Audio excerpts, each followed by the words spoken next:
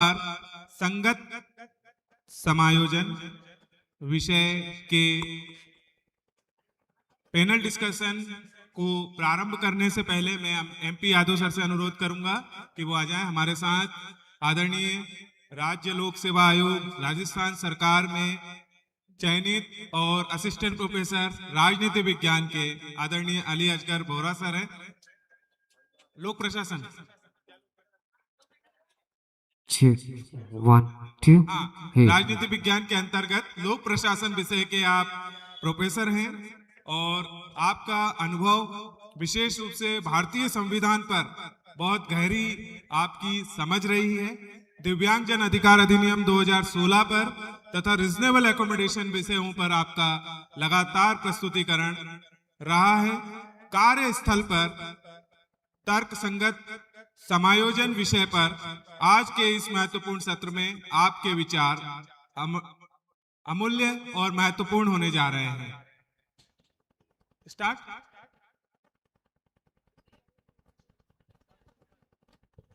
नमस्कार सभी के आज इस जयपुर कन्वेंशन के द्वितीय दिवस में हार्दिक स्वागत है एवं अभिनंदन है। आज के इस द्वितीय दिवस के प्रथम सत्र में सर्वप्रथम मैं बोलना चाहता हूं कि जीते जीते रक्तदान जाते जाते नेत्रदान के इस संकल्प में जो भी साथी आज अपनी स्वेच्छा से रक्तदान करना चाहते हैं उनके लिए आज यहाँ पर एक अवसर भी है और एक आयोजन भी है, तो आप उसमें सम्मिलित अवश्य हों। बहुत खुशी का अनुभव है कि आज हमारे साथ मंच साझा करने के लिए अली असगर बोहरा सर जो कि राजस्थान से ही हैं, हम सबके अपने साथी हैं और उससे भी बड़ी बात है कि आप वर्तमान में पब्लिक एडमिनिस्ट्रेशन लोक प्रशासन विषय के प्रोफेसर हैं और लोक सेवा आयोग से आप चयनित हैं। आप आज हमारे इस सत्र का महत्वपूर्ण विषय कार्यस्थल पर संगत समायोजन के विषय में जो तर्क संगत समायोजन की बात की जाती है, रीजनेबल एकोमोडेशन की बात की जाती है और एक कार्य स्थल पर हमें जो सुविधाएं चाहिए रहती है, जो आवश्यकताएं हैं, जो हमारी बेसिक नीड है, उस पर गंभीरता से इस सत्र को आगे बढ़ाने में आज आपका सहयोग रहेगा। इसी तरह से हमारे साथ एमपी यादव सर जुड़ने जा रहे हैं, अंग्रेजी विषय के प्रोफेसर, दिल्ली विश्वविद्यालय दिल्ली से हैं। आपके भी विचार हमारे लिए बहुत महत्वपूर्ण रहेंगे। इस तर्क संगत समायोजन जो कि कार्यस्थल पर होना चाहिए विषय में आपके विचार भी बहुत महत्वपूर्ण रहेंगे।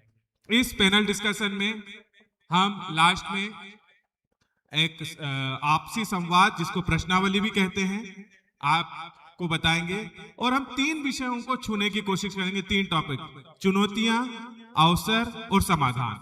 किस पर? जो भी हमारा कार्यस्थल है, जहां पर भी हमारे साथी काम करते हैं, वहां के विषय में मैं अपने ओपनिंग रिमार्क्स में आप लोगों को बताना चाहूंगा कि आज के इस महत्वपूर्ण विषय को इसलिए गंभीरता से लेना चाहिए कि भारत सरकार ने 2016 में दिव्यांगजन अधिकार अधिनियम को पारित किया है जो 2017 से लागू है। इसके अलावा कई ऐसे सर्कुलर जारी किए गए हैं, चाहे फिर वो डीओपीटी द्वारा हो, चाहे राज्य सरकारों द्वारा हो। और इसके पहले अगर हम जाएं तो 1995 का जो कानून है दिव्यांगजन अधिकार को लेकर के, equal opportunity protection of rights and full participation act 1995, उसको भी अगर उठा करके देख ले तो कार्यस्थलों पे आरक्षण, रिजर्वेशन, सुगमता और समानता और इक्वलिटी की बात की गई है। मैं बस 2-3 बातें कहना चाहता हूं पॉलिसी को लेकर के।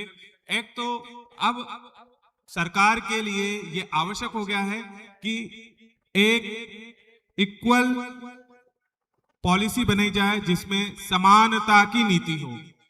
तो समानता, इक्वल आदेश और ऐसी नीति को तैयार करें जो दिव्यांगजनों के लिए समान अवसर की बात करती हो। आप अगर इसका दिव्यांगजन अधिकार अधिनियम 2016 का अध्याय 2 को उठा करके देखेंगे तो उसमें non discrimination, equal work place में इक्वलिटी और यूनिवर्सल डिजाइन कॉन्सेप्ट को लेकर के रीजनेबल अकोमोडेशन और इसके अलावा कई सारी चीजों पे बात की जा रही है। ये सब बातें क्यों की जा रही है?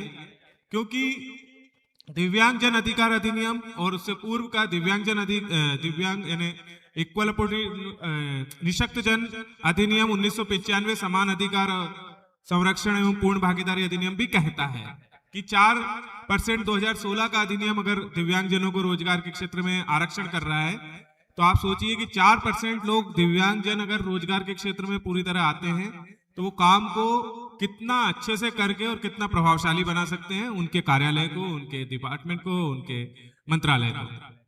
फिर 1995 में भी आप देखेंगे तो 3% का आरक्षण था दिव्यांगजनों के लिए।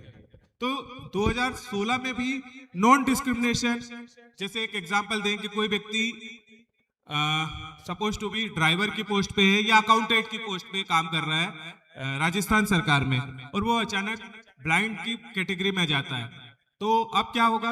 उसको ड्राइवर रहने दिया जाए या नहीं रहने दिया जाए? नौकरी से हटा दिया जाए क्योंकि उसकी आंखों की रोशनी चली गई है। इसमें कानून क्या कहता है वो आपको समझना होगा। कानून भेदभाव नहीं करना है, उसकी डिसेबिलिटी के आधार पे उसको हो रही कठिनाई को ध्यान में रखते हुए उसे ऐसा अवसर प्रदान किया जाए कि समान कैडर का पद हो, समान वेतन हो और समान अवसर मिल सके बिना किसी भेदभाव के। तो उसे उसी के लेवल का ड्राइवर के स्थान पे या अकाउंटेंट के स्थान पे कोई एक ऐसा पद दे दिया जाता है जो उसको करने में शायद उसे कठिनाई ना हो। बहुत महत्वपूर्ण बात है कि इसको लाने से कई बार late blindness, late disability, accident हो जाता है तो प्रॉब्लम हो जाती है। तो उसका एक समाधान के लिए मुझे लगता है कि एक बहुत बड़ा अच्छा हमारे सामने है एक। और अगर आप 1995 की धारा को भी उठा करके देखेंगे तो उसमें भी इसका जिक्र किया गया है।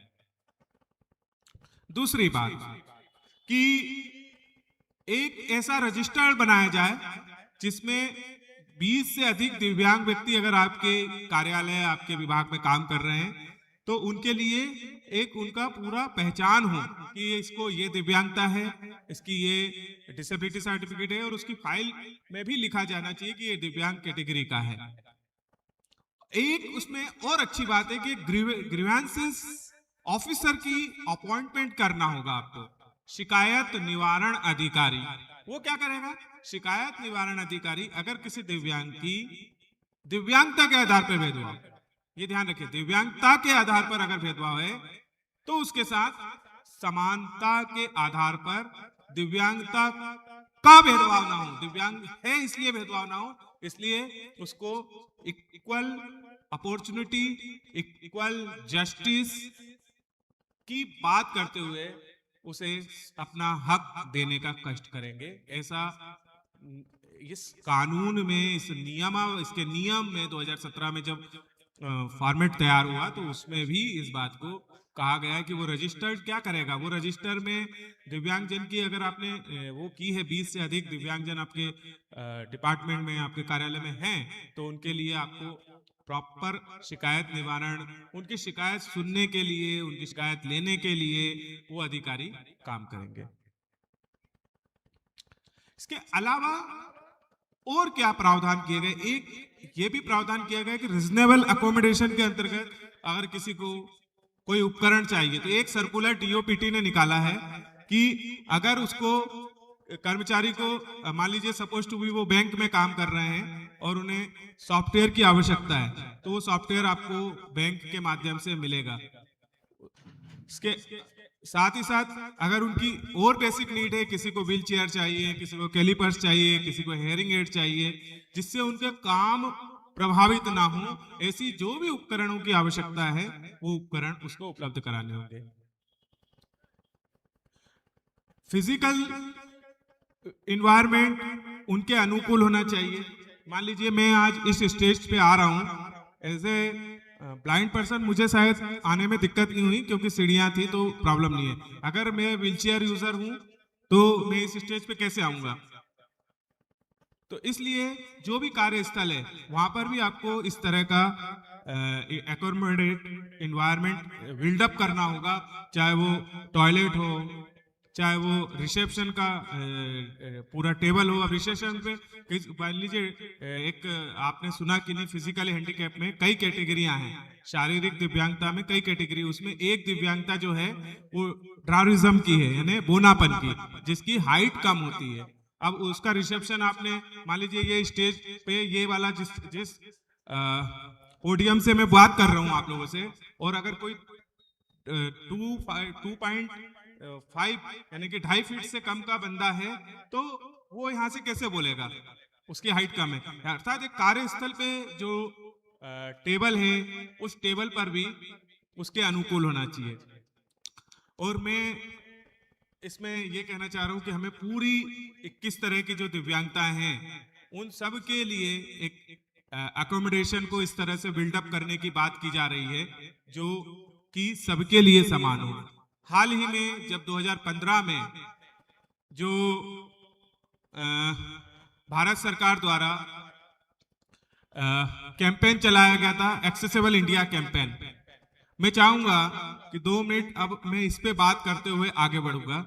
एक ऐप है सुगम भारत अभियान का, जो कि मेरे पास भी है, आप चाहें तो कहेंगे तो मैं दे दूंगा। जैसे बीच में आया था ना कि कहीं कचरा डला हो तो हम फोटो खींच के भेज देंगे तो क्या होगा, वहां से कचरा हट जाएगा और उस एक तरह से शिकायत हो जाएगी। इस तरह का इस मोबाइल में भी ऐप बना है सुगम भारत अभियान, जो कि आपके कार्य प्लेस से संबंधित प्रॉब्लम हो, आपके कोई और स्थान हो, फैक्ट्री हो सकती है, कारखाना हो सकता है, जो भी हो, वहां की आप अगर प्रॉब्लम को शेयर करेंगे भारत शासन के साथ तो डेफिनेटली मुझे लगता है कि उस पर भी कार्रवाई होगी। ना केवल उसमें इतना ही दिया है बल्कि नीचे एक मोबाइल नंबर, कॉन्टेक्ट नंबर भी दिया है जहां से आप अपनी शिकायत और अपनी जानकारी ले सकते हैं, 14456। इसी तरह से उसमें क्यूआर कोड का भी कॉन्सेप्ट दिया है। क्यूआर कोड का मतलब है कि अगर वो उस क्यूआर कोड के साथ काम करेंगे तो उनके साथ साइन लैंग्वेज इंटरप्रेटर भी जुड़ जाएंगे। बहुत लोग सोच रहे होंगे साइन लैंग्वेज इंटरप्रेटर क्या, जैसे हम लोगों के लिए ब्रेल एक लिपि है, इसी तरह जो सुन नहीं सकते और बोल नहीं सकते ऐसे लोगों के लिए एक साइन लैंग्वेज होती है जो कि बहुत ही अच्छे से उनके साथ अगर कम्युनिकेट किया जाता है तो वो बातों को समझते भी हैं, ऐसे लोग जो सुन नहीं सकते और बोल नहीं सकते। तो उसमें वो क्यूआर कोड के साथ क्या होगा, आप ऐड हो गए और आपकी जो साइन लैंग्वेज इंटरप्रेटर आपको सामने से जुड़ जाएगा और आपकी प्रॉब्लम को भी सुनेंगे और आपकी प्रॉब्लम को सॉर्ट आउट भी करेंगे। जैसे हमारे लिए हेल्पलाइन नंबर है, इस तरह से वो हेल्पलाइन नंबर की बजाय हेल्पलाइन वीडियो कॉल हो जाएगा उनके साथ। ये एक अच्छा प्रयास है।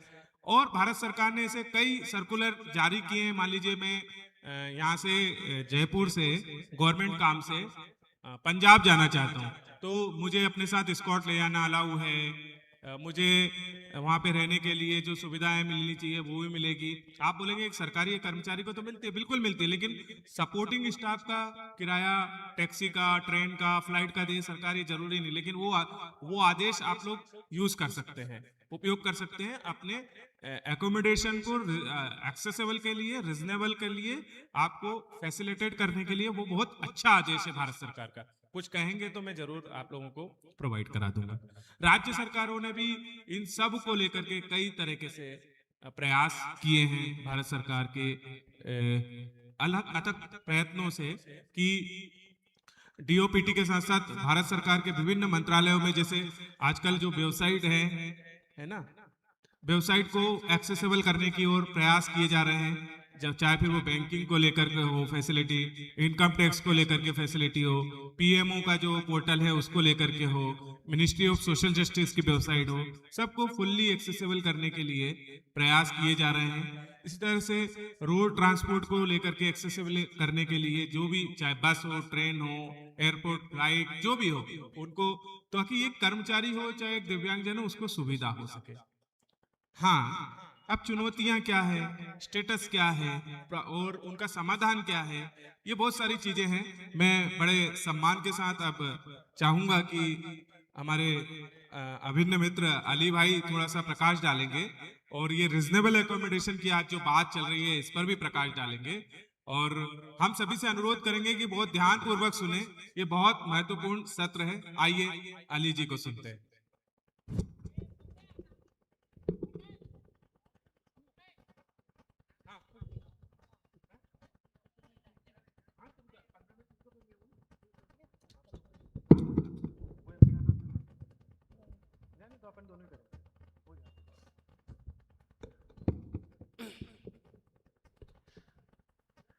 रिकॉर्डिंग क्लब कन्वेंशन में पधारे हुए सभी सम्मानित अतिथियों का, सभी सहभागियों का बहुत बहुत स्वागत है। और काफी समय बाद पिछले 1-2 सालों के गैप में शायद मैंने किसी सेशन को संबोधित नहीं किया, लेकिन उसके बाद अब जाकर आज फिर से संदीप सर ने सौभाग्य दिया है कि मैं दोबारा एक बहुत ही महत्वपूर्ण विषय पर आप सबको संबोधित करूं, आप सबको रीजनेबल अकोमोडेशन, आज का जो हमारा टॉपिक है reasonable accommodation at work place, status, opportunities and challenges, यानी कार्यस्थलों पर तर्कसंगत समायोजन, स्थिति, अवसर और चुनौतियां, इस पर हम आज बात करने के लिए यहाँ पर आए हैं।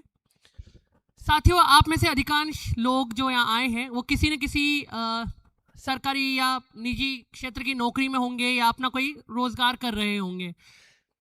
हम ये मानते हैं कि एक समय था जब हमारे देश में दिव्यांग व्यक्तियों को, विशेष तौर पे दृष्टिबाधित व्यक्तियों को सरकारी नौकरी में, सार्वजनिक सेवाओं में प्रवेश न के बराबर दिया जाता था। फिर एक समय आया जब 1995 का अधिनियम पारित हुआ। 1995 के एक्ट में 3% रिजर्वेशन जब दिया गया, उसमें से 1% विजुअली चैलेंज पर्सन्स को, यानी हमें दिया गया। उसके बाद सिर्फ एक बाधा जो हमने पार की थी वो थी सरकारी नौकरी में प्रवेश करने की, लेकिन असली चुनौतियां तो उसके बाद शुरू हो रही थी। और उन चुनौतियों ने समाज का जो स्टीरियोटाइप था, जो पूर्वाग्रह था, जो प्रेजुडिस था हमारे प्रति, उसको और ज्यादा मजबूत करने का काम किया था। कारण यह था कि 1995 के एक्ट से हमें रिजर्वेशन तो मिला, लेकिन काम करने की सुविधाएं नहीं मिली। यानी इससे संदेश ये गया कि इन्हें नौकरी में तो लाया गया लेकिन ये काम नहीं कर पा रहे हैं। पुराने समय में, यानी 1995 का जो अधिनियम था वो मेडिकल मॉडल पर आधारित था, या पुराने जितने भी कानून कई देशों में बने हैं, या जो समझ थी लोगों की रीजनेबल अकोमोडेशन को लेकर, वो पुराने मॉडल्स पर आधारित थी, यानी मेडिकल मॉडल पर। क्या होता है मेडिकल मॉडल? तो इसको समझने के लिए हम इतना समझ सकते हैं कि पहले के दौर में सरकार ये माना करती थी, या जो संगठन है जहां आप नौकरी करते हैं वो ये माना करते थे कि आप दिव्यांग हैं, आप दृष्टिहीन हैं, अगर आप ये काम नहीं कर सकते तो ये काम आपके लिए नहीं है। लेकिन वक्त बदला, मेडिकल मॉडल की जगह सोशल मॉडल आया, सामाजिक प्रतिमान आया, उसको हम राइट बेस्ड मॉडल या अधिकार आधारित प्रतिमान भी कहते हैं। उस मॉडल ने कहा कि हम तो काम करना चाहते हैं, यानी दिव्यांग तो काम करना चाहता भी है और कर भी सकता है, पर जो व्यवस्थाएं हैं, जो आधारभूत संरचनाएं हैं, इंफ्रास्ट्रक्चर है, वो हमारे अनुकूल नहीं है। उदाहरण के तौर पे मान लीजिए आप किसी व्हील चेयर बाउंड व्यक्ति से ये कह रहे हैं कि क्योंकि फर्स्ट फ्लोर पर ऑफिस का कमरा है और तुम वहां तक नहीं जा सकते, इसलिए हम तुम नौकरी पर नहीं रख सकते। लेकिन वो तो उसका काम नहीं था, फर्स्ट फ्लोर पर जाना उसका काम नहीं, उसके काम तो जो उसे असाइन किया गया वो होगा। क्या उसका काम फर्स्ट फ्लोर पर हो सकता है? हाँ।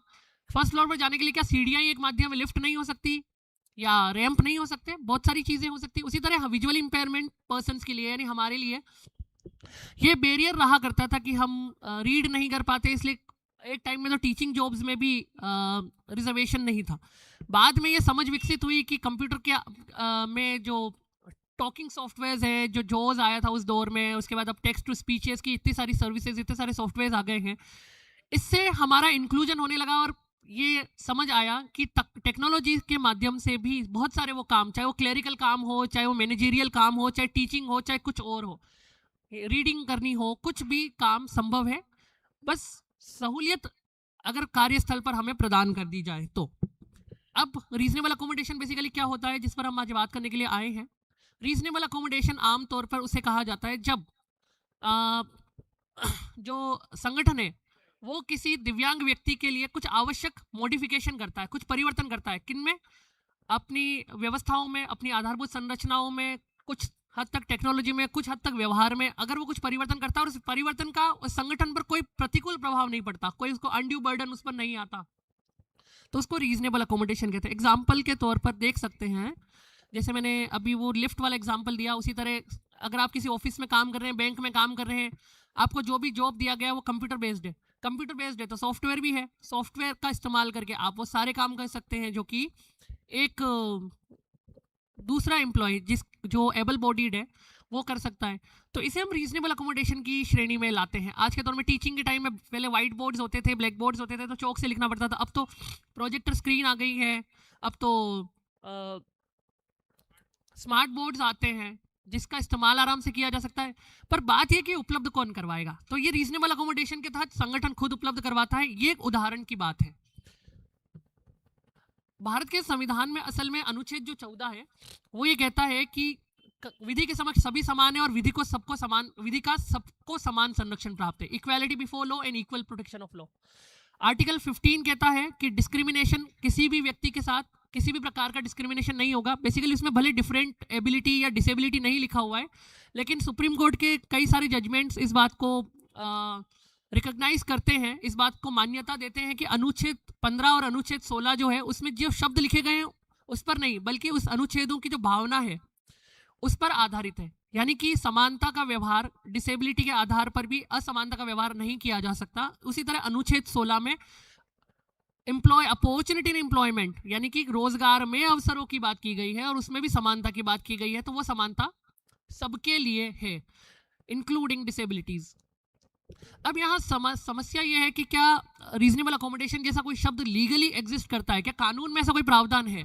तो इसका उत्तर आता है आरपीडी एक्ट में। आरपीडी एक्ट का सेक्शन 2I जो रीजनेबल अकोमोडेशन को डिफाइन करता है, वही डेफिनेशन जो अभी मैंने दी आपको, कि संगठन द्वारा या सरकार द्वारा कुछ ऐसी व्यवस्थाएं, कुछ ऐसी सहूलियतें उपलब्ध करवाई जाएं बिना संगठन पर प्रतिकूल प्रभाव पड़े या बिना संगठन पर ज़्यादा बोझ डाले, ताकि यह सुनिश्चित हो सके कि जो दिव्यांग व्यक्ति है वो दूसरों के साथ समानता के साथ काम करने में सक्षम हो सके। असल में इसे कहते हैं हम रीजनेबल अकोमोडेशन। लेकिन रीजनेबल अकोमोडेशन का स्टेटस क्या है आज के दौर में? अगर मैं बहुत सारे यहाँ पर एम्प्लॉयज़ होंगे, मुझे कोई अगर बता पाए कि उनके संगठन ने उन्हें डिमांड करने पर यूँ कहा हो कि हाँ ठीक है, ये डिमांड हमने की है कि हमें रीजनेबल अकोमोडेशन के तहत मुझे ऑफिस स्पेस नीचे कर दीजिए, या फिर मुझे मेरा जो काम करने के लिए सॉफ्टवेयर्स की ज़रूरत है, ये इस तरह का कंप्यूटर सिस्टम मुझे इवॉल्व करके दीजिए, या ब्रेल में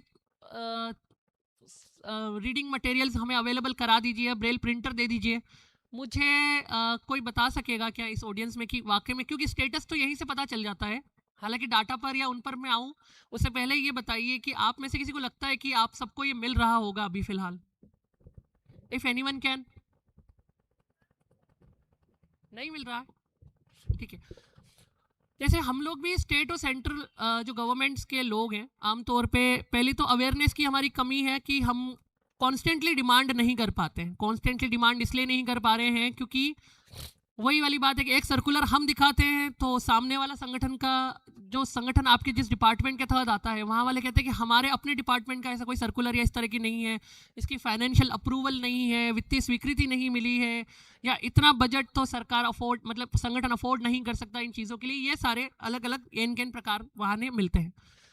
कुछ चीज़ें हैं जिन पर मैं प्रकाश डालता हूँ ताकि ये समझ में आए कि असल में रीजनेबल अकोमोडेशन की अंडरस्टैंडिंग ही गलत चल रही है। इस वजह से भी कुछ हद तक सरकार को या संगठनों को लगता है कि स्टेटस अच्छा है, चल रहा है, प्रोग्रेस हो रहा है, लेकिन जो एम्प्लॉयज़ हैं उनको लगता है कि वो स्टेटस अभी उतना पॉजिटिव इंडिकेटर नहीं शो कर रहा है। देखिए बेसिकली क्या है कि अकोमोडेशंस के कई प्रकार होते हैं। एक फिजिकल अकोमोडेशन होता है। फिजिकल अकोमोडेशन का मतलब क्या हुआ कि हम लोग सीढ़ियों की जगह लिफ्ट का इस्तेमाल करें, या फिर जो है वो टॉयलेट्स के बाहर ब्रेल साइन बोर्ड्स हों, या हमें जो है वो रीडिंग मटेरियल जो है वो ब्रेल में मिल जाए। ये हम फिजिकल या फिजिकल इन द सेंस वैसे तो बिल्डिंग से रिलेटेड ज़्यादा होता है कि फिजिकल एक्सेसिबल टॉयलेट्स हो, एक्सेसिबल पाथवेज हो, हमारे जो फ्लोर्स हो वो इस तरह से बने हो कि हमें आसानी से पता चल जाए कि हम किस दिशा में जा रहे हैं। इस तरीके की चीज़ों को हम कह सकते हैं कि ये फिजिकल अकोमोडेशन पे आता है। तो सरकार फिजिकल अकोमोडेशन पर तो काम करती है, आमतौर पे रैम्प्स बना देती है, टॉयलेट्स एक्सेसिबल बना देती हैं, जी जी। लेकिन उसके बाद जो दूसरे तरीके के अकोमोडेशन है उन पर सरकार का ध्यान थोड़ा कम जाता है। जैसे एक टेक्नोलॉजिकल अकोमोडेशन कहते हैं जिसको। टेक्नोलॉजिकल अकोमोडेशन क्या होता है कि ये हमारे लिए ज़्यादा इंपॉर्टेंट है, विजुअली इम्पेयर्ड पर्सन्स के लिए, कि आज दुनिया में इतनी टेक्नोलॉजीज उपलब्ध है जिससे हम कंप्यूटर्स पर काम करना बहुत आसान हो गया है। लेकिन अधिकांश लोग जिनके ऑफिस में कंप्यूटर है वो अपना खुद का ही जोज या खुद का ही टीटीएस इस्तेमाल कर रहे हैं आमतौर पे, ठीक है ना सर। और सरकार की या मतलब संगठन की तरफ से वो टीटीएस या सॉफ्टवेयर उपलब्ध नहीं हो पा रहा है अभी तक। इसके अलावा बहुत सारे अलग अलग तरीके के डायरेक्शनल डिवाइसेस आजकल आ गए हैं जिससे हमें डायरेक्शन का पता चल जाता है, या जिससे हम लोग स्कैन करके, आजकल मोबाइल कैमरा में जैसे स्कैन करते हैं हम रीड कर लेते हैं, लेकिन ऐसी डिवाइसेस भी आती हैं क्योंकि हर बार मोबाइल का कैमरा निकालना और स्कैन कर पाना ठीक सही नहीं होता। तो कुछ ऐसी डिवाइसेस आती है, अगर हमें कहीं साइन करना हो, हमें ये बताया जाए कि इस कागज़ पर साइन करिए, और आप बिना पढ़े उस कागज़ को साइन कैसे करेंगे, क्योंकि कई लोगों के पास अथॉरिटीज़ होती हैं, उनके सिग्नेचर से डिसीजंस लिए जाते हैं और उन्हें श्योर होने के लिए ज़रूरी है कि उनके पास एक्सेसिबिलिटी हो, उनको वो कागज़ पढ़ने में आ जाए। इसके लिए क्या किया जा सकता है, तो कई सारे ऐसे डिवाइसेस जो कि मार्केट में अवेलेबल आज तो आ ही रहे हैं, अब आर्टिफिशियल इंटेलिजेंस का ज़माना भी है, उस तरीके से उनको की उपलब्धता के लिए कोई अलाउंस दिया जाए, या फिर ऐसा कुछ नहीं अभी मुझे समझ आया कि दिया जा रहा है, मतलब सरकार खरीद ना सके लेकिन अलाउंस के माध्यम से कि इतना हम देंगे और आपको ये खुद खरीद कर उसकी इनवॉइस सबमिट करनी है। उस तरीके से अभी हो नहीं पाया पिछले 8-9 सालों में। कोशिश तो खैर चली रही होगी, डीओपीटी का ऑर्डर भी है, लेकिन हर चीज़ के लिए फाइनेंशियल अप्रूवल लगती है।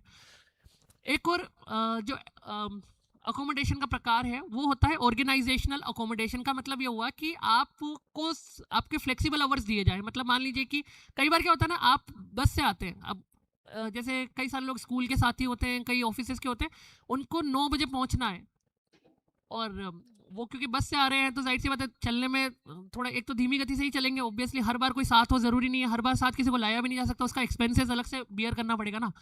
टैक्सी आप हर बार ले नहीं सकते, रोज़ मान लीजिए कोई किसी मेट्रो सिटी में रहता है, रोज़ वो टैक्सी और ऑटो अफोर्ड नहीं कर सकता अगर उसकी सैलरी कम है तो जाहिर सी बात है पब्लिक ट्रांसपोर्ट इस्तेमाल करता है।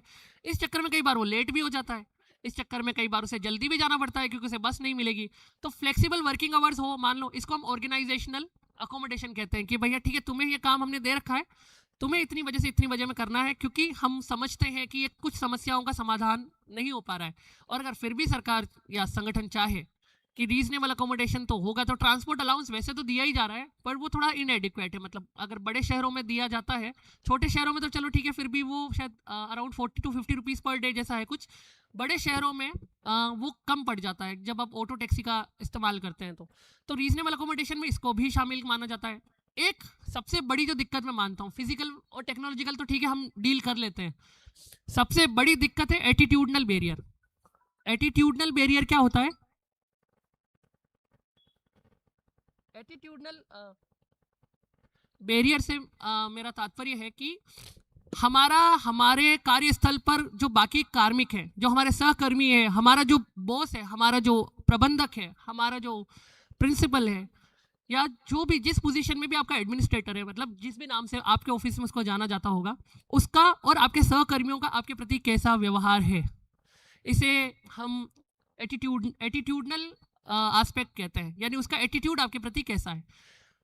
हमारे दिव्यांग समाज को सबसे बड़ी जो पीड़ा आज तक होती आई है वो ये है कि समाज में आज भी सोशल एटीट्यूडनल बैरियर एग्जिस्ट करता है। मतलब लोग ये मानने को तैयार ही नहीं होते हैं कि इन्हें अगर कोई जिम्मेदारी दी जाएगी तो ये निभा लेंगे, या लोग बचते हैं जिम्मेदारियों को देने से या फिर हमें काम सौंपने से।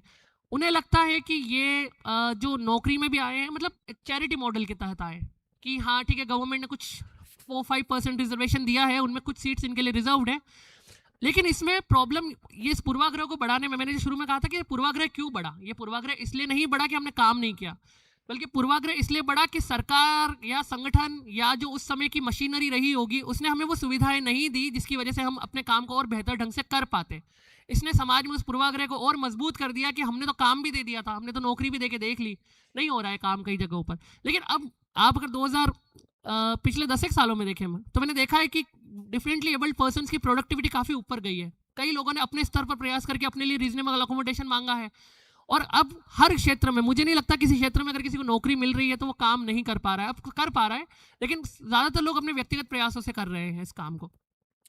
अगर रीजनेबल अकोमोडेशन मिलता है, एटीट्यूडनल बैरियर अगर खत्म होता है, यानी कि हमारा जो हमारे साथ वाले कार्मिक है, जो हमारा बॉस है, अगर वो हम पर पूर्ण विश्वास करता है और मानता है कि आप भी उतने ही इक्वल है जितने बाकी सब है, तो ऑब्वियसली एक बाधा हमारी ये पार हो जाती है। और इसको मुझे लग रहा है क्योंकि सामाजिक परिवर्तन आने में काफ़ी समय लगता है, ये कानून से नहीं आता रातों रात। कानून समाज के अंदर पूर्वाग्रह खत्म नहीं कर सकता, वो धीरे धीरे खत्म होता है।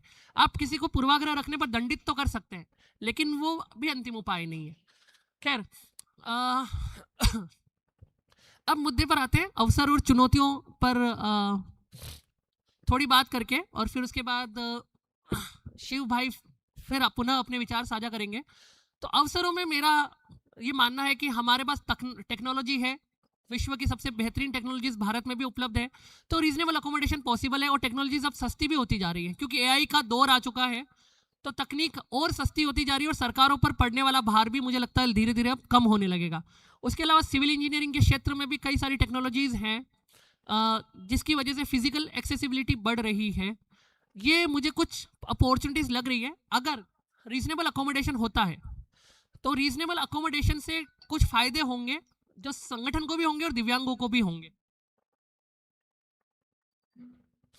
जैसे एक तो ये कि अगर रीजनेबल अकोमोडेशन होता है तो हमारी उत्पादकता बढ़ जाएगी, यानी जो काम हम पहले जितना कर पाते थे उससे ज्यादा काम कर पाएंगे।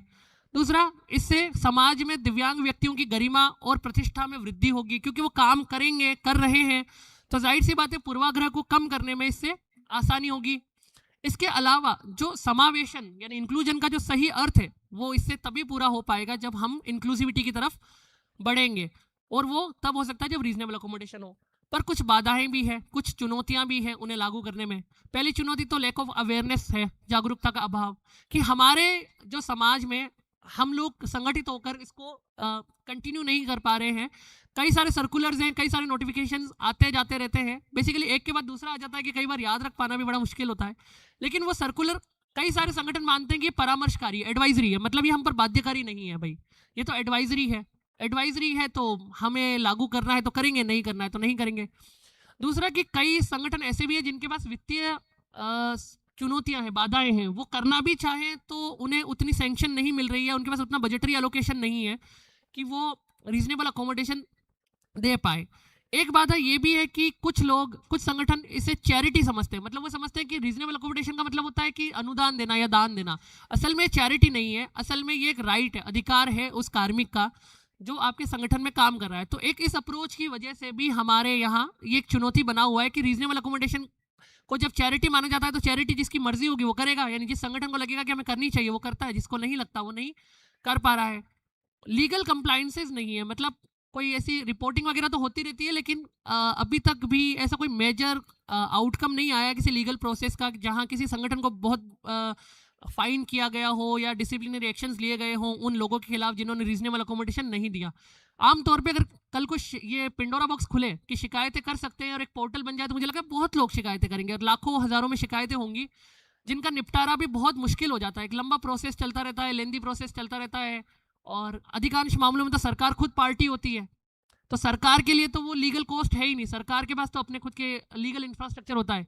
केस लड़ने वाले को लीगल कॉस्ट बियर करनी पड़ती है आमतौर पे, तो ये एक बड़ी दिक्कत आ जाती है। इस वजह से भी रीजनेबल अकोमोडेशन पॉसिबल नहीं हो पा रहा है कहीं जगहों पर कि, और एक बड़ा जो विचित्र सा सिस्टम है, मतलब system in the sense I am saying कि ये अभी भी धारणा टूट नहीं रही है। लोगों को लगता है कि प्रकृति ने कोई अन्याय कर दिया है तो ठीक है अब जिंदगी भर इसके साथ चलना है, वो बेसिकली उस धारणा से बाहर नहीं आ रहे, जबकि टेक्नोलॉजी बदल गई, प्रोसीजर्स बदल गए, ठीक है, उसके बाद अब तो काफ़ी हद तक धारणाएं भी बदल गई, मेडिकल मॉडल की जगह सोशल मॉडल भी आ गया, लेकिन फिर भी कुछ धारणाएं अभी तक बनी हुई है। अंत में सिर्फ अभी फिलहाल तो यही कहूँगा निष्कर्ष रूप में कि reasonable accommodation at work place हमारा की पॉइंट होना चाहिए। हमने रिजर्वेशन की लड़ाई काफ़ी हद तक लड़ी, कई जगहों पर रिजर्वेशन, अब कुछ कुछ ऐसे पोस्ट बच रही हैं जहाँ पर शायद नहीं मिल रहा, अदरवाइज रिजर्वेशन एक रूटीन में आ चुका है, कई जगहों पर बैकलॉग वैकेंसीज भी क्लियर हो गई हैं। तो नौकरी में आने वाली लड़ाई तो खैर हो चुकी है, अब नौकरी में काम करने की, गरिमा के साथ काम करने की, बिना किसी पूर्वाग्रह के साथ काम करने की, समानता के साथ काम करने की का सामर्थ्य हमें मिल सके, इसी के लिए रीजनेबल अकोमोडेशन बहुत ज़रूरी है। और अब अगला जो जूरिस्प्रूडेंस, ऐसा माना जाता है कि लीगली जो पूरे विश्व में जिस पर बहुत ज़्यादा बात होने वाली है डिसेबिलिटी सेक्टर में, वो रीजनेबल अकोमोडेशन ही है, यानी तार्किक रूप से समायोजित किया जाए सभी व्यक्तियों को अपने कार्यस्थलों पर। धन्यवाद। मैं शिव भाई को माइक हैंड ओवर करता हूँ, वो आए और आपको आगे उद्बोधित करें। शुक्रिया अली जी। और रिजनेबल अकोमोडेशन की आपने बहुत विस्तृत चर्चा करने की या गहन विमर्श करने का जो एक डिसेबिलिटी डिस्कोर्स में रिजनेबल अकोमोडेशन की बात की है। एक और टर्म है यूनिवर्सल डिज़ाइन लर्निंग, UDL। जैसे ये मोबाइल आपके पास है, आपके पास अगर एक मोबाइल है एक ब्लाइंड पर्सन के पास, ये एक यूनिवर्सल डिज़ाइन लर्निंग के कॉन्सेप्ट पे तैयार हुआ है। एक कोई लैपटॉप है, मान लीजिए माइक सिस्टम है, तो इसको इस तरह से तैयार किया जाए जो यूनिवर्सल डिज़ाइन लर्निंग के कॉन्सेप्ट हो, जिससे कि ऐसी डिज़ाइन, ऐसे यंत्र तैयार हो जो सार्वभौमिक रूप से अधिगमित किए जा सके, अधिगम हो सके। एक बात तो ये बोलूँगा। दूसरी बात, सभी को मैं वर्क प्लेस पे जो चुनौती आ रही है उस पर थोड़ा सा मैं एग्जाम्पल दे करके अपना बताना चाहूँगा। आप लोगों में से बहुत सारे साथी मुझे जानते भी हैं और नहीं भी जानते हैं तो सुन लीजिए, मैं अपनी बड़ाई कर रहा हूँ या अपने लिए आपको बताना चाह रहा हूँ, ऐसा नहीं है। मुझे जब काम पे कार्यस्थल पे जाता हूँ तो मेरे पास प्रशासनिक के साथ साथ वित्तीय अधिकार भी है, यानी DDO, draw and dispersing officer का काम है। तो सपोज टू भी कोई लेटर है, मान लीजिए एक स्वीकृति, जो ये बोल रहे थे ना अभी वित्तीय स्वीकृति, तो एक वित्तीय स्वीकृति मुझे किसी चीज़ की देनी है, स्वीकृति आदेश जारी करना, तैयार करना है। तो मैं क्या करता हूँ अली भाई, अपने जो मेरे अधीनस्थ स्टाफ है, चाहे वो प्रशासनिक अधिकारी हो, चाहे अकाउंटेंट हो, चाहे क्लास 3 के जो मेरा बाबू हो, मेरा जो भी स्टाफ है, मैं उससे बोलता हूँ कि दो तरह की साइन होती है, एक होती है इनिशियल साइन और एक होती है काउंटर साइन, राइट। तो मैं क्या करता हूँ, इनिशियल साइन उनसे बोलता हूँ पहले आप करिए, और काउंटर साइन फिर मैं करता हूँ। एक बात। दूसरी बात, जो भी करता हूँ तो उसको बोलता हूँ कि पहले नोटशीट पे लो, और नोटशीट पे भी संबंधित के जो भी लगता है, मान लीजिए हॉस्टल का है तो हो सकता है कि हॉस्टल संबंधित वार्डन से बोल करके, हो सकता है कि कोई शैक्षणिक सामग्री क्रय करनी है तो एक जो टीचर होते हैं उनसे अभिमत लेना चाहिए। अभिमत यानी क्या बोलते हैं इंग्लिश में अभिमत को?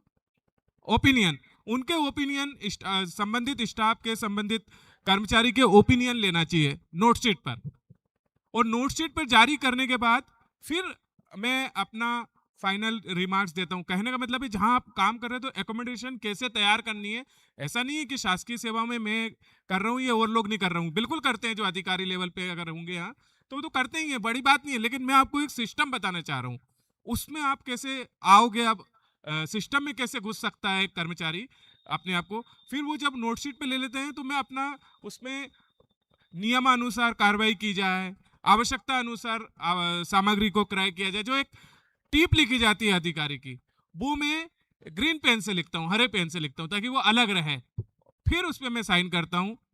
ये मैंने अपने यहाँ कर रखा है। दूसरा, जो भी लेटर टाइप होता है उसको मैं अपने व्हाट्सएप पे बुला लेता हूँ पहले, और एक बार मैं उसको रीडिंग करता हूँ। सपोज टू भी मेरे पास कई केस आते हैं। अभी परसों के दिन एक केस आया, मैं किसी कार्यक्रम में था कि एक टीचर को साइन लैंग्वेज इंटरप्रेटर के लिए वहाँ भेजना है, कोई जिला है वहाँ पे भेजना है। तो मैंने कहा ठीक है, लेटर तैयार करो, मेरे पास भेजो। पहले मैं उसको एक बार चेक करता हूँ, चेक करके रीडिंग कर लेते हैं। जो आप लोग तमाम एक्सेसिबिलिटी फीचर के उपयोग करते हो डिवाइसेस का, साथ साथ मैं भी वही करता हूँ, वही ऐपों का उपयोग करता हूँ। फिर उसके बाद अगर मुझे लगता है तो एक आजकल ई साइन का कॉन्सेप्ट चला है, आप लोगों को पता है कि नहीं, कुछ लोग जानते होंगे। ई साइन भी एक कर्मचारी अधिकारी अपने पत्र पे कर सकता है। तो रीजनेबल अकोमोडेशन में हम अपने क्या प्रयास कर सकते हैं मैं वो बता रहा हूँ। तो मैं ई साइन करके अगर मुझे लगता है तो, और अगर लगता है कि इसमें ये सुधार किया जाए कि आज दिनांक कितने को भेजा जा रहा है या आपसे हुई चर्चा के अनुसार भेजा रहा है, वो टिप लिखकर व्हाट्सएप पे वॉइस टाइपिंग से फिर से भेज देता हूँ। फिर उसमें वो एक लाइन जुड़ जाती है, फिर वो लाइन जुड़ गई, फिर मैंने एक बार पढ़ लिया, फिर मुझे संतुष्टि हो गई, पुष्टि हो गई, सेटिस्फेक्शन होने के बाद मैं फिर अगर चाहूँ तो उस पर ई साइन कर देता हूँ। इसके बाद कार्यालय में जब हम काम कर रहे हैं तो आजकल कॉन्सेप्ट बदल गया है, काम करने का तरीके बदल गए हैं। ई सर्विस आ गई है, ई साइन आ गई है, बायोमेट्रिक साइन आ गई है, HRMS आ गया है, PFMS आ गया, GFMS आ गया, IFMIS आ गया है।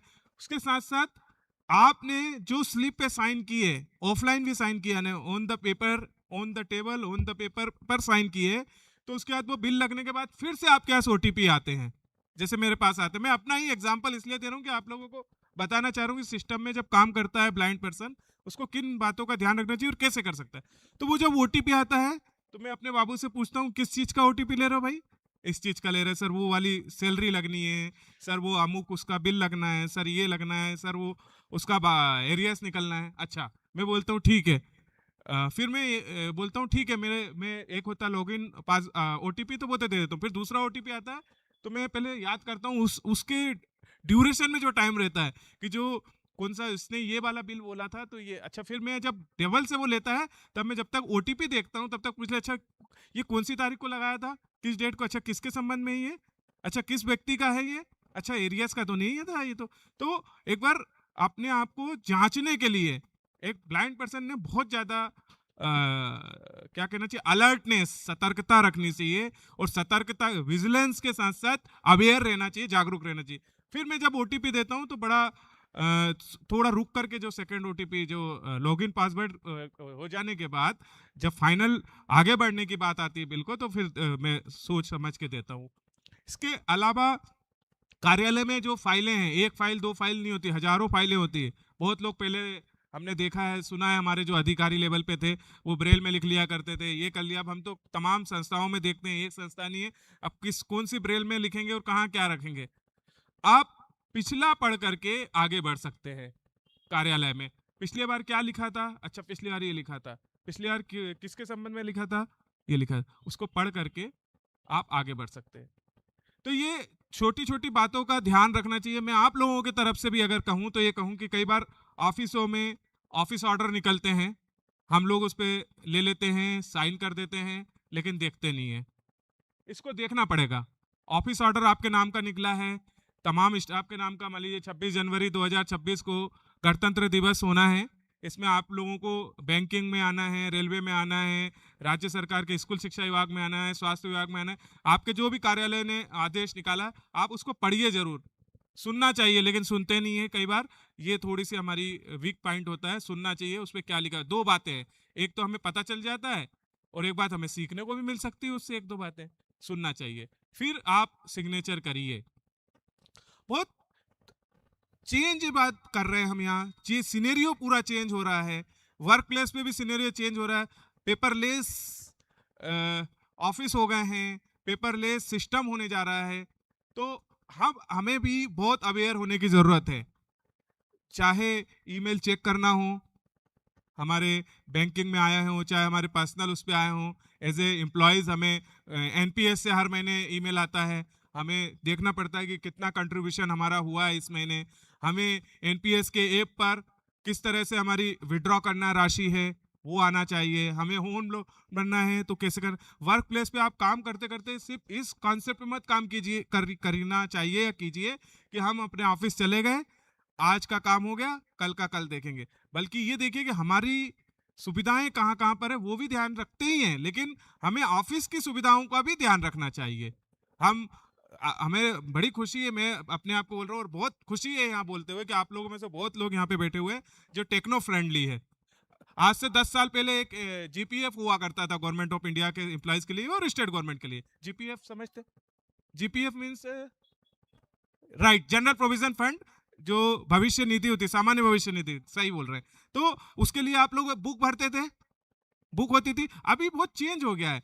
NPS में मुझे अगर पिछले साल का मेरा स्टेटस देखना है तो मुझे बुक नहीं ढूंढना है, ना बुक रखी है, मैं अपने NPS का पूरे साल भर का डाटा चेक कर सकता हूँ। मुझे कितना मिला, कितना कंट्रीब्यूट मैंने किया, सरकार ने कितना किया, सरकार के परसेंटेज 14 है कि नहीं है।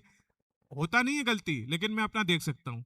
पहले एक सैलरी स्लिप लेनी रहती थी तो बड़ा वहाँ पे जा करके ऑफिस में मन्नत आवेदन देना और ये करना होता है। अभी बहुत सारा, यहाँ पे क्या स्थिति है मुझे नहीं पता, राजस्थान में क्या स्थिति है, सैलरी स्लिप निकाल सकता है कर्मचारी, पे मैनेजर? एसएसओ से जब एसएसओ आईडी से हम लोग आमतौर पे लॉगिन करते हैं तो लॉगिन करने के बाद उसमें आईएफएमएस आता है, आईएफएमएस 3.0 आता है आजकल इस तरीके से। तो आईएफएमएस में जाकर एम्प्लॉय सर्विसेज में जाते हैं और फिर वहाँ से डाउनलोड पे स्लिप या जनरेट पे स्लिप का जो ऑप्शन होता है उस पर क्लिक करके मंथ वाइज निकाल सकते हैं। क्या आप उसको पढ़ पाते हैं? हाँ, रीडेबल होता है। GA55 भी अवेलेबल हो जाता है उसी पे, फॉर्म 16 भी उसी पे अवेलेबल हो जाता है। फॉर्म 16 भी? हम्म। क्या ये 10 साल पहले हमारे कर्मचारी ये सब पढ़ पाते होंगे ये सब? नहीं, आमतौर पे तो खैर आज से 10 साल पहले तो बेसिकली इतना, जैसे हमारे राजस्थान में तो सिंगल साइन ऑन जो व्यवस्था आई है एसएसओ आईडी वाली, उस व्यवस्था के आने के बाद अधिकांश गवर्नमेंट वर्क जो है वो ऑनलाइन हो चुका है। जो चीज़ पहले फाइल्स में निकालनी पड़ती थी वो आजकल अब अपनी एसएसओ आईडी से पर्सनलाइज्ड मिल जाती है। आप अपनी एसएसओ आईडी से लॉगिन करेंगे, आपकी सारा डेटा मिल जाया करता है। यहाँ तक कि बिल बनता है तो बिल भी जनरेट हो जाता है। एक्सेसिबिलिटी के क्राइटेरियाज बड़े हैं ऑब्वियसली, इस सेंस में कि अब स्क्रीन रीडर सॉफ्टवेयर, क्योंकि वो प्रिंटेबल मटेरियल है ऑब्वियसली, तो इसलिए वो रीडेबल भी है और उसको रीड किया जा सकता है। अगर पीडीएफ रीडर अच्छा वो उस तरीके का है जिसको कि आमतौर पे हम लोग यूज़ करते हैं, एनविजन एआई हो या इंस्टा रीडर हो, ये सब भी रीड कर लेते हैं उसे, कीबो भी रीड कर लेता है। जी, थैंक यू सर, बहुत सही। तो अगर मैं यहाँ जो पब्लिक है वो उससे कहना चाहूँ कि 5 साल पहले जो बुक मिलती थी, पासबुक हो सकती थी या बैंक का पासबुक हो, वो नहीं पढ़ सकते थे, अब वो पढ़ पा रहे हैं। बस थोड़ा सा सिस्टम को आपको समझने की जरूरत है। आपका यूजर आईडी और पासवर्ड होगा ना सर? हाँ, यूजर आईडी और पासवर्ड के साथ आपको जनरल अगर इंफॉर्मेशन को डालना आती है तो आप देख सकते हैं और यू कैन रीड इजीली। ये जो ट्रेमेंडियस चेंज आ रहा है, इसके साथ हमें चलना होगा, राइट? कई बार ये प्रॉब्लम आती है कि एक अटेंडेंस रजिस्टर होता है, उसमें पता नहीं हम साइन कर पा रहे हैं कि नहीं कर पा रहे हैं, सही से कर पाते हैं कि नहीं कर पाते, हमारे अक्षर प्रॉपर आ रहे हैं कि नहीं, या हम किसी से बोल करके पी या ए या एल लगवा पा रहे हैं कि नहीं। अभी ये भी चेंज आ रहा है धीरे धीरे, जो देख रहे हैं हम उसमें। मुझे नहीं लगता है कि अगर फुल्ली एक्सेसिबिलिटी का कॉन्सेप्ट और रीजनेबल एकोमोडेशन की बात चल रही है और एक्सेसिबिलिटी की बात चल रही है और यूनिवर्सल डिजाइन लर्निंग की बात चल रही है, अगर ये हो जाता है पूरी तरह, तो एक ब्लाइंड पर्सन को भी ऑफिस में अपनी जो ई सर्विस है, चाहे एचआरएमएस भी है ना, एक यहाँ पर क्या स्थिति है राजस्थान में एचआरएमएस की?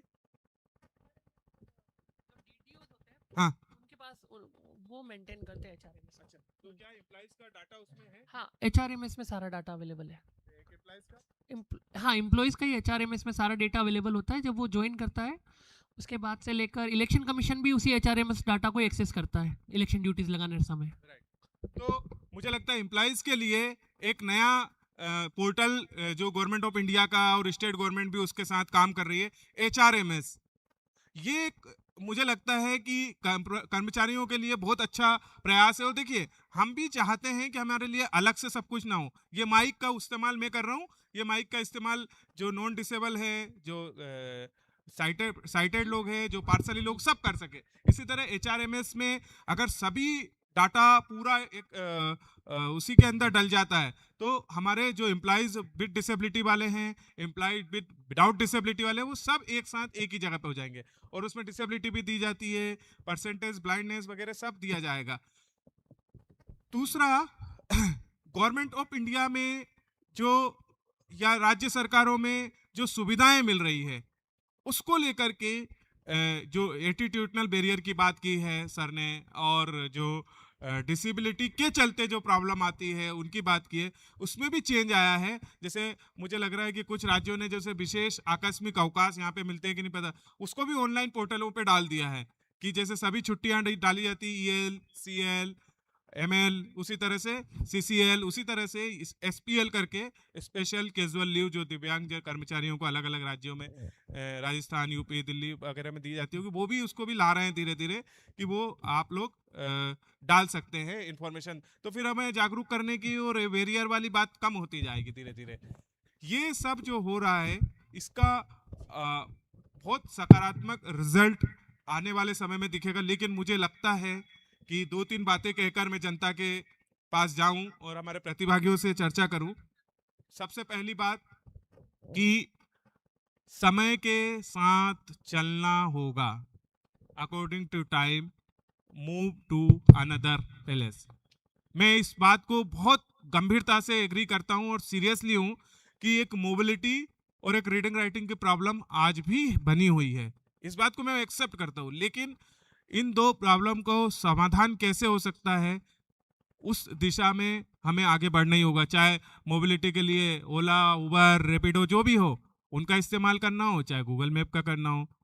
रीडिंग और राइटिंग के लिए चाहे वॉइस टाइपिंग का सहारा लेना पड़े, चाहे आपको उन तमाम एआई और तमाम इनविजन एआई और तमाम मोबाइल ऐप का इस्तेमाल करना पड़े, आप करिए, लेकिन आपको आगे बढ़ने के लिए चलना होगा।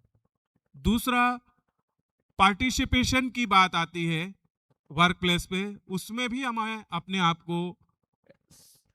को रेडी रखना ही होगा, अपने आप को स्मार्ट रखना होगा। अपना ड्रेसअप, जेस्चर, पोस्चर, ये सब को आपको अपने आप को ग्रो करना होगा और उसके साथ चलना होगा। बहुत क्लियर कॉन्सेप्ट है मेरा, क्योंकि समय जो है अभी ब्लैक बोर्ड, काला बोर्ड के साथ साथ अभी ये स्मार्ट बोर्ड की बात कर रहे हैं, डिजिटल बोर्ड की बात कर रहे हैं, डिजिटल क्लासरूम की बात कर रहे हैं। तो हमें भी अपने आप को, पर्सनालिटी को स्मार्ट बनाना बहुत जरूरी है वो कार्यस्थल पर, क्योंकि आपका बिहेवियर, आपका पोस्चर, आपकी जेस्चर, आपका जो डिग्निटी है वो आपके व्यक्तिगत पर्सनालिटी पर डिपेंड करती है। ये निश्चित रूप से है, प्रॉब्लम हो सकती है। तीसरा, दो बातें, तीसरी बात ये, एक पहली मैंने मोबिलिटी में जो बता, दूसरा एक्सेसिबिलिटी के उपाय, और तीसरा अपने आप को तैयार करना, रेडीनेस वाली बात है। वो आपको अपनी पर्सनालिटी में सुधार करने की, जहाँ जहाँ जरूरत हो वहाँ करने की, और अगर आवश्यकता हो तो करी जाए। बाकी मैं देखता हूँ बहुत कुछ परिवर्तन हो रहा, बहुत सुधार हो रहा, बहुत अच्छे से हमारे एम्प्लॉयज काम कर रहे हैं। लेकिन एक बात अंतिम पॉइंट है, एक मेंटल बिहेवियरल प्रॉब्लम, मानसिक व्यवहारिक समस्याएं हैं। वो स्ट्रेस हो सकता है, वो चिंता हो सकती है, हताशा हो सकती है, निराशा हो सकती है, उदासीनता हो सकती है, और due to work place, due to duty नहीं, कई बार हम फैमिली, पर्सनल, घर परिवार, इधर उधर से हमारे अंदर बहुत सारी कठिनाइयाँ, परेशानियाँ रहती है। लेकिन उसको वर्क प्लेस पे ना लाया जाए, वर्क प्लेस पे स्मूथली काम किया जाए। वर्क प्लेस पे अपने आप को काम करने के लिए, तैयार करने के लिए, हमें दूर करने के लिए साल में एक आध बार यहाँ इकट्ठा होना चाहिए रिकॉर्डिंग क्लब के कन्वेंशन में। मूड फ्रेश होता है, मिलते जुलते हैं, नई चीज़ें सीखते हैं, नई बातें करते हैं, नए लोगों से मिलते हैं, तो ये भी ज़रूरी है। बहुत अच्छा ये मुझे अवसर मिला है। आदरणीय संदीप सर, विनोद सर और बाकी पूरी उनकी टीम धन्यवाद की पात्र है कि एक महत्वपूर्ण विषय पर हम यहाँ सत्र आयोजित कर रहे हैं। मैं बिना किसी देरी के अब हमारे साथियों से अनुरोध करूंगा कि उनके अंदर कोई भी प्रश्न हो, चाहे आरपीटी को लेकर हो, चाहे वर्क प्लेस को लेकर हो, चाहे सॉफ्टवेयर एक्सेसिबिलिटी, एआई को लेकर कोई भी मन में डाउट हो, तो एक माइक दे दिया जाए प्रतिभागियों को। और अली जी भी यहाँ बैठे हुए हैं, मैं भी हूँ। अगर हमसे बनेगा तो हम उसका उत्तर दे सकेंगे, नहीं होगा तो हम बाद में आपको आंसर अवश्य दे देंगे। तो आपकी ओर से सवाल सादर आमंत्रित है। हाँ, आपका अच्छा, माइक नीचे दे दीजिए प्लीज, थोड़ा सा आगे जाएंगे, थोड़ा ही जाना। हाँ, जो जिसको सबसे पहले बोलना है वो हैंड रेस करे। हमारे वॉलेंटियर्स आपके पास आ रहे हैं जो प्रश्न को लेने के लिए तैयार है।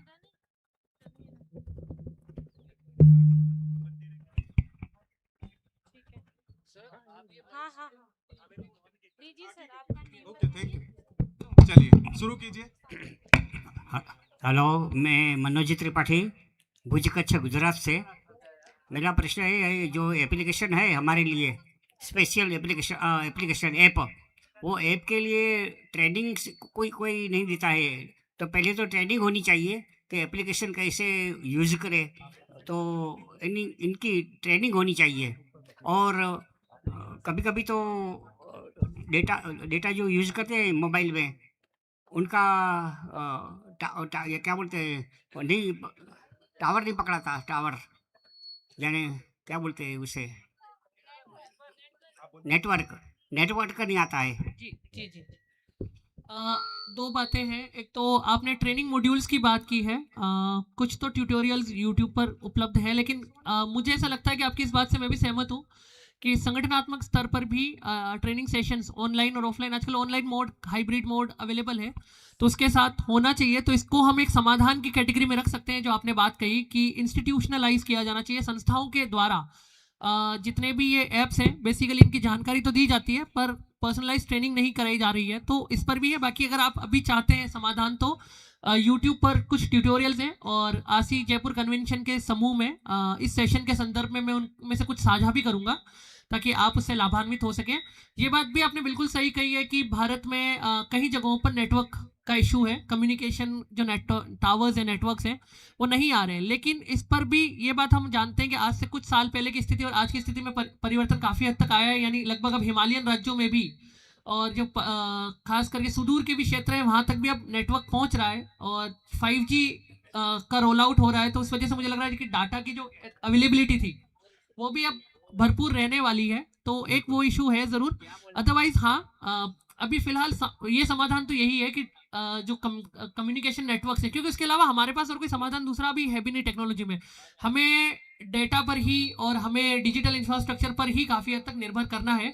बाकी जहाँ नेटवर्क्स नहीं होंगे, ऑब्वियसली वहाँ कंपनियां रोल आउट करेंगी, ये एक अलग मसला हो जाता है फिर। लेकिन हाँ, इतना है कि जितना उपलब्ध है उसको हम भरपूर इस्तेमाल करें, यही एक समाधान लगता है जी। Next question.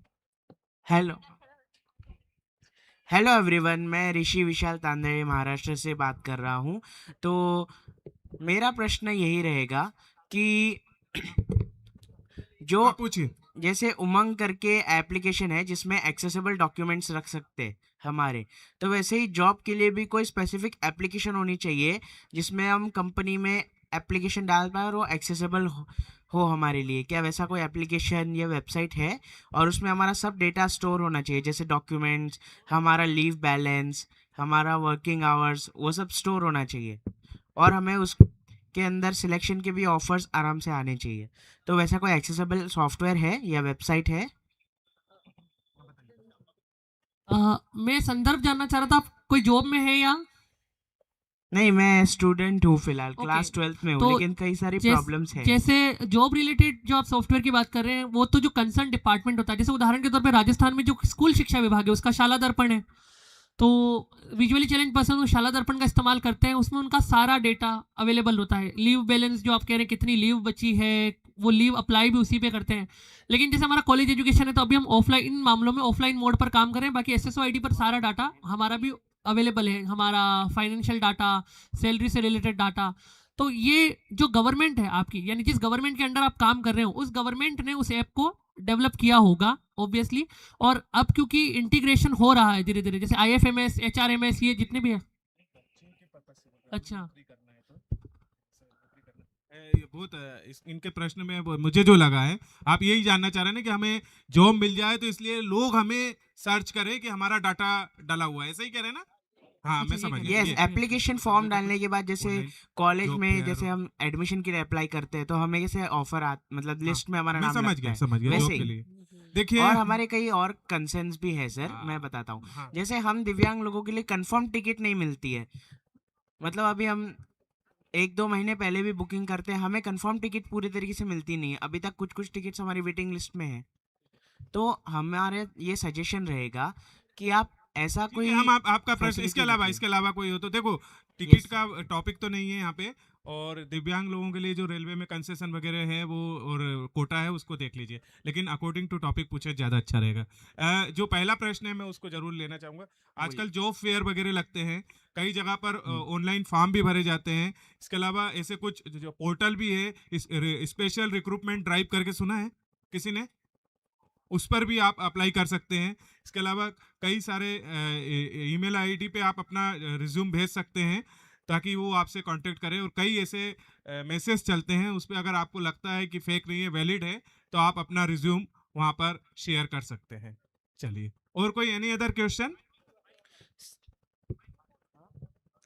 सर मेरा कंसर्न भी, मतलब वैसे तो आपने अच्छे तरीके से रिजॉल्व किया सर, लेकिन मतलब मेरा प्रश्न यही था कि अभी जैसे हम जैसे लोगों के लिए अभी कंफर्म टिकट का मैं फाइनली समझ गया, टॉपिक मैं- नहीं है, आप- पर आप ऐसा कोई एक्सेसिबल ऐप नहीं, मैं समझ ऐप गया, होना चाहिए उसके मैं लिए। समझ गया, मैं नहीं, IRCTC का ऐप एक्सेसिबल है। देखिए, आप मुझसे अकेले में मिलिए, मैं आपका आंसर दूंगा। देखिए, ये टॉपिक से रिलेटेड नहीं है, सॉरी। चलिए नेक्स्ट। एआई। और सर एआई में अच्छे टूल्स कौन से हैं जो स्टडी टूल्स के लिए हेल्प करते हैं? जैसे अभी मुझे कई एआई टूल्स पता है, जैसे chat GPT, DeepSeek, Leonardo, mid journey, वो सब। लेकिन कोई एकदम अच्छा टूल कौन सा है जो स्टडीज़ के लिए हो गया, जॉब के लिए हो गया, जो हम दिव्यांगों के लिए अच्छी नॉलेज रखता है? हेलो, एआई का सेशन हमारे साथी प्रतीक अग्रवाल द्वारा लिया जाएगा, तो आप उस सेशन की प्रतीक्षा करें। अदरवाइज आपने जो एक प्रश्न पूछा था उस पर फिर मुझे ये याद आया कि एक pwdnaukri.com और दिव्यांग करियर, ये दो जॉब पोर्टल्स हैं जिस पर आप एप्लीकेशन डालकर नौकरी सर्च कर सकते हैं। यानी आप डालेंगे तो आपको वहाँ से ऑफर नहीं, मतलब उन पर जॉब सर्च इंजन है वो, वहाँ पर आप जॉब सर्च कर सकते हैं, pwdnaukri.com और दिव्यांग करियर। धन्यवाद सर। VRC है कि नहीं, वोकेशनल रिहेबिलिटेशन सेंटर गुजरात में, वोकेशनल रिहेबिलिटेशन सेंटर है कि नहीं?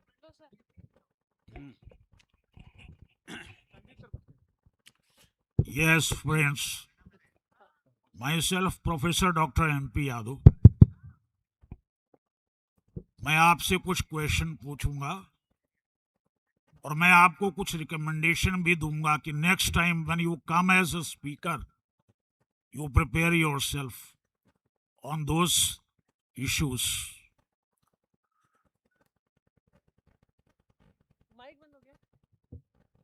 जरूर बताइए सर, जरूर।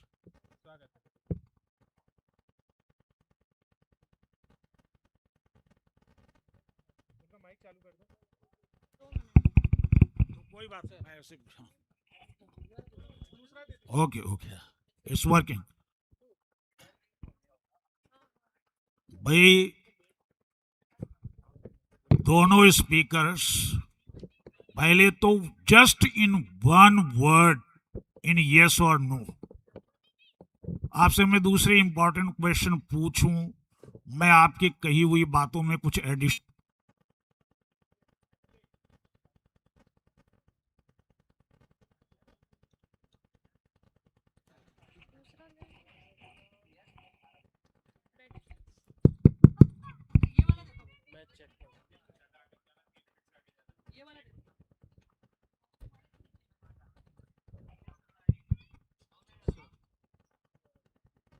यस, ये भी नहीं, हाँ ये कुछ वर्क कर रहा है शायद।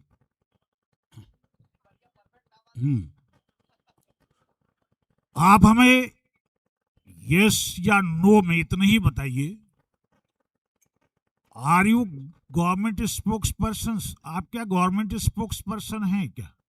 यस और नो? नो, अभी उनके तरफ से आने दीजिए, वो डिलेमा में है, क्या कहें? नो और yes? Okay, so my friends, I am very sorry to say that both the speakers have spoken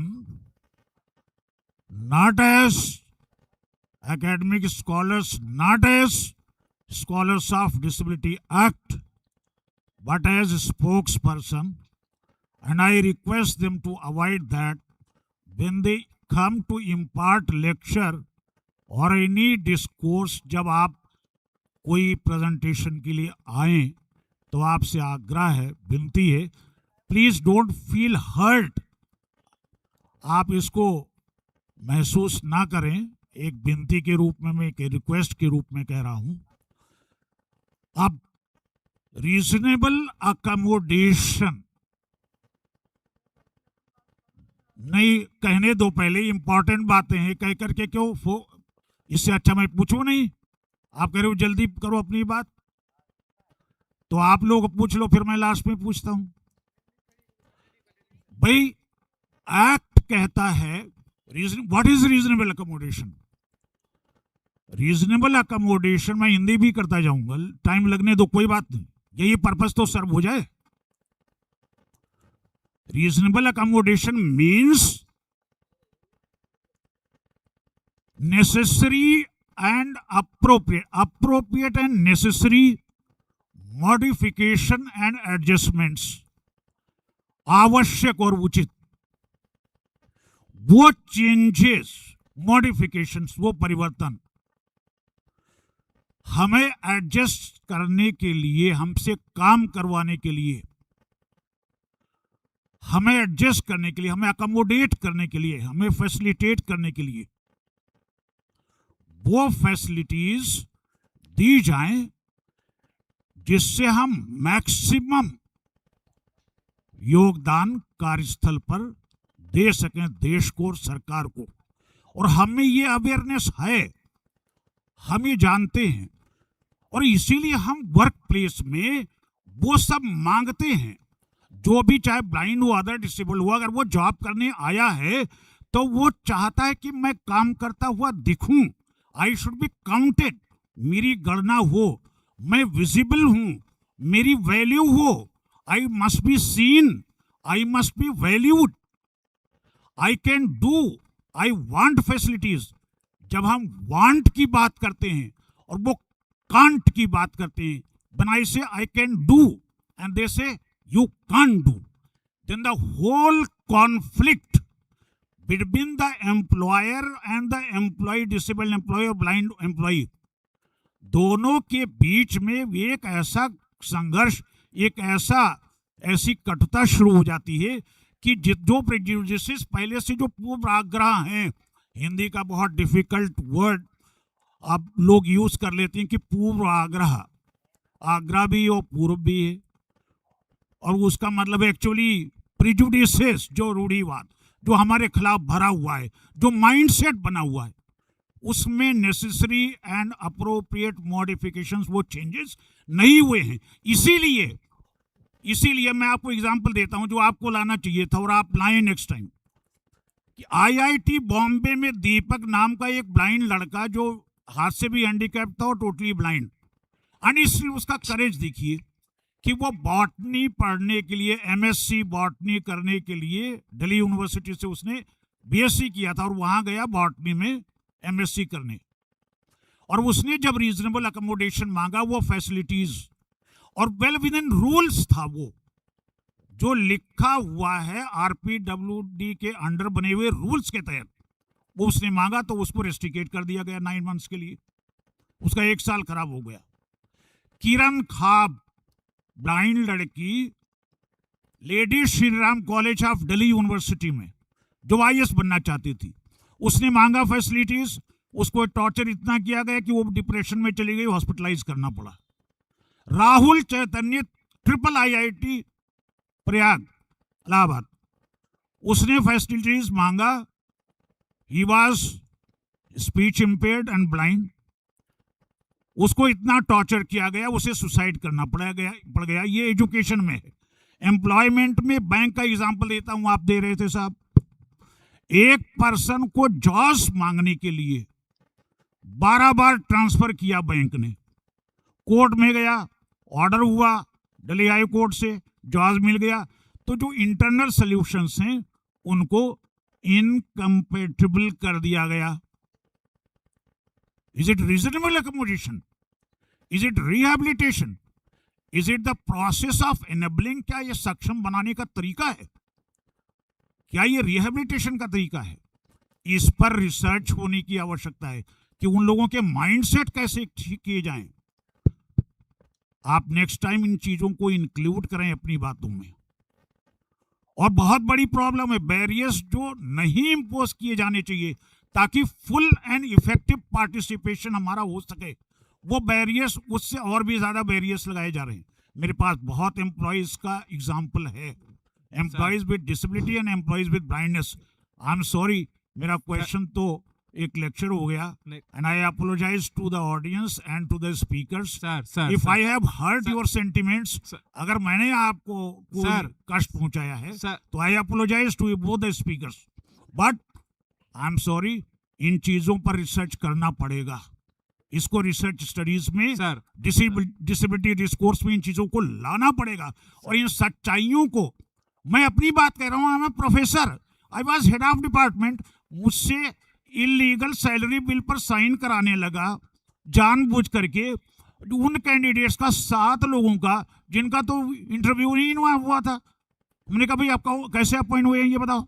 I am head of the department, who has interviewed them, जिनका सैलरी तुम मुझसे रिकमेंड करवा रहे हो। सर हैं तो फिर सर और मेरे पास और भी एग्जांपल्स। मैं एडमिशन कर रहा था, उसमें चीटिंग हुई, मैं लड़ पड़ा, झगड़ा शुरू हो गया। Sir now the matter is in the court. वो अपनी सच्चाई कोई पर्सनल मैटर्स बताएगा नहीं, मैं तो बता रहा हूं। हु कैन शूट मी, और शूट भी कर दे तो कोई बात नहीं, ब्लाइंड जीवन से छुट्टी मिल जाएगी।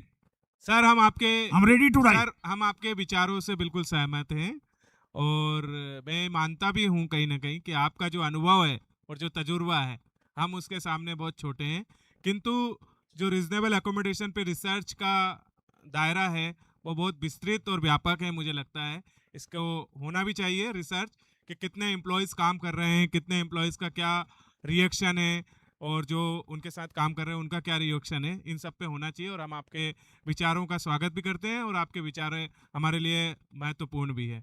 सर तो मैं समय को ध्यान में रखते हुए मैं हमारे साथी अली भाई से निवेदन करूंगा कि वो क्लोजिंग रिमार्क्स दे करके और उनसे पहले क्लोजिंग रिमार्क्स लेने से पहले मैं हाँ वो मैं कर लूंगा। मैं अली भाई से निवेदन करूंगा कि वो क्लोजिंग रिमार्क्स दे।